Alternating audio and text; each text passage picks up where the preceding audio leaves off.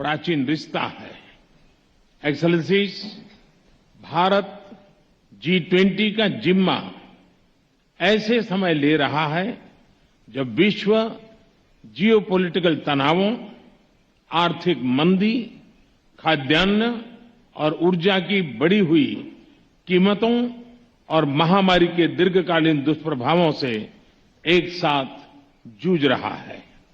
ऐसे समय विश्व G20 की तरफ आशा की नजर से देखता है। आज मैं ये आश्वासन देना चाहता हूं कि भारत की G20 अध्यक्षता इंक्लूसिव, एम्बिशियस, डिसिसिव और एक्शन ओरिएंटेड होगी। एक्सेलेंसी, अगले एक साल में हमारा प्रयत्न रहेगा कि G20 नए विचारों की परिकल्पना के लिए और सामूहिक एक्शन को गति देने के लिए एक ग्लोबल प्राइम मूवर की तरह काम करे। प्राकृतिक संसाधनों पर ओनरशिप का भाव आज संघर्ष को जन्म दे रहा है और पर्यावरण की दुर्दशा का मुख्य कारण बना है। प्लेनेट के सुरक्षित भविष्य के लिए ट्रस्टीशिप का भाव ही समाधान है। इसमें लाइफ यानी लाइफस्टाइल फॉर एनवायरमेंट अभियान एक बड़ा योगदान दे सकता है। इसका उद्देश्य सस्टेनेबल लाइफस्टाइल को एक जन आंदोलन बनाना है। एक्सेलेंसीज, आज आवश्यकता है कि विकास के लाभ सर्वस्पर्शी और सर्वसमावेशी हो। हमें विकास के लाभों को ममभाव और समभाव से मानव मात्र तक पहुंचाना होगा। वैश्विक विकास महिलाओं की भागीदारी के बिना संभव नहीं है। हमें अपने G20 agenda women lead development पर प्राथमिकता बनाए रखनी होगी। बिना शांति और सुरक्षा हमारी आने वाली पीढ़ियां आर्थिक वृद्धि या टेक्नोलॉजिकल इनोवेशन का लाभ नहीं ले पाएगी। G20 शांति और सौहार्द के पक्ष में एक दृढ़ संदेश देना होगा। यह सभी प्राथमिकताएं भारत की G20 अध्यक्षता की theme one earth, one family, one future में पूर्ण रूप से समाहित है। एक्सेलेंसीज, G20 की अध्यक्षता ग्रहण करना हर भारतीय के लिए गर्व का अवसर है। हम अपने देश के विभिन्न शहरों और राज्यों में G20 की बैठकें आयोजित करेंगे।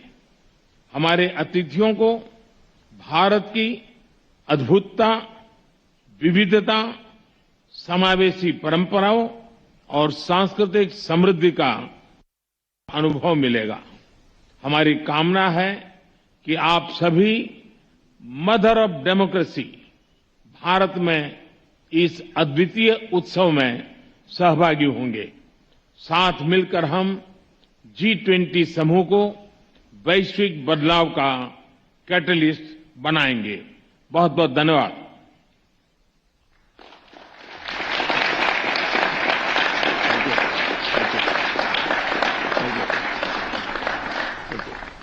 Terima kasih Yang Mulia Perdana Menteri Modi. That is Prime Minister Modi there as the G20 presidency is officially handed over to India for 2023, inviting all of the G20 leaders to come be a part of India leading the way, setting the global narrative. It is going to be a women-led development, said the Prime Minister as he addressed the G20 leaders that have gathered in Bali there. That marks the close of business for the G20 summit for this year, which was being held in Bali. 2023 is going to be India's year. It is going to be the beginning of a new era because the Prime Minister said that India is going to be a global prime mover. Brand Bharat is on display there in Bali, and we've been several diplomatic wins in the last 24 hours for India, for the Prime Minister personally as well. And as the G20 presidency is officially handed over to India, which is going to be hosting this next year, the Prime Minister there setting the stage and laying the groundwork for what's to come and what's to expect over the 200 meetings that the G20 leaders will be holding over the course of the next 1 year. December 1st is when the presidency for India begins, which will culminate into the G20 2023 summit that will be held in India next year. Bilaterals are still on schedule for the Prime Minister on the sidelines of this crucial G20 meeting that has taken place. But the focus, of course, is on India being the first among equals as far as the G20 grouping is concerned. Remember, these are heads of state of 20 nations, both of emerging economies and the developed world. India hopes to be a bridge between the two, emerging as the torchbearer, leading the way as far as diplomacy around the world is concerned. Abhishek, my colleague, now joins me live, and he has been reporting from Bali, where that summit is taking place. It is the beginning of India's year, as the official handing over of the G20 presidency has just concluded.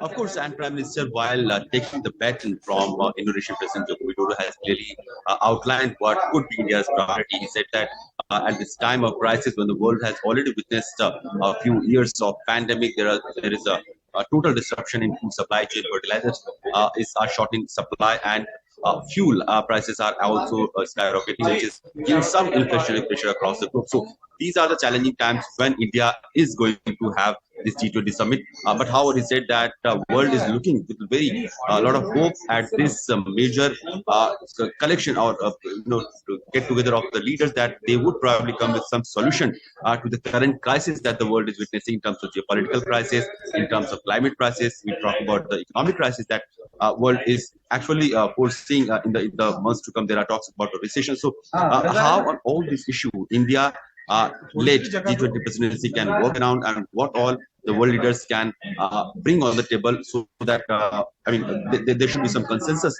and approach to deal with such crisis. And also to tell you that the joint declaration that has been adopted at G20 summit level talks has clearly mentioned Prime Minister's phrase of this is not the era of war.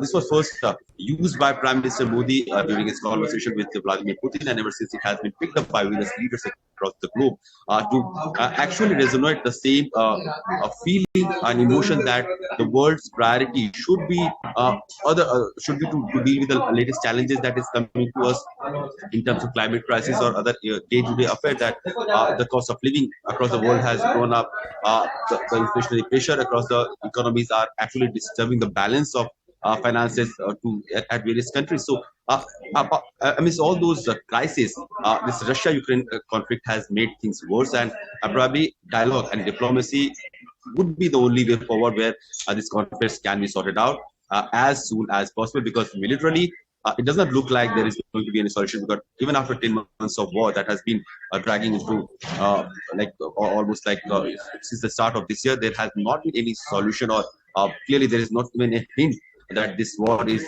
going to end anytime soon, because in the last 24 or 48 hours we have seen barrage of missiles being fired from Russian side to the Ukrainian territory. In fact, today morning it was kind of very worrisome and anxious moments when G7 leaders happened to meet on an urgent call because of these two missiles which fell into the Polish territory, killing 2 people, and there were apprehension that these missiles could have been very well a well-intended attack on Poland from the Russian side.